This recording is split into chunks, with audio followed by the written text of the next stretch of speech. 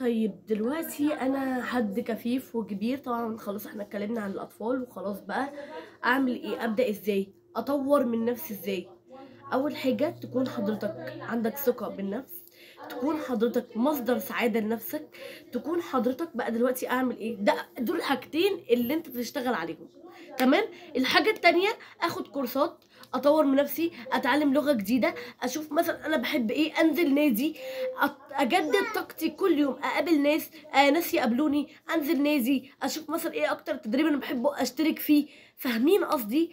آخد كورسات، أبدأ أطوّر من نفسي يا جماعة، ما حدش يقعد كده يقعد كده وخلاص، لأ، طوّروا من نفسكم، خدوا كورسات، شوفوا مثلًا إيه الحاجات اللي أنتم محتاجين تتقووا فيها وخدوا كورسات، اشتغلوا عليها، اتدربوا، شوفوا اشتركوا في نادي، اعملوا كل ده يا جماعة، ما فيش حاجة توقّفك مهما طول ما أنت عندك عزيمة وإرادة هتكمّل وهتوصل وهتحقق أحلامك، وما فيش حد إيه، أنا كنت هاقول حاجة بس أنا نسيتها. المهم يعني باحبكم أوي، يا رب يكون الفيديو عجبكم، باي باي.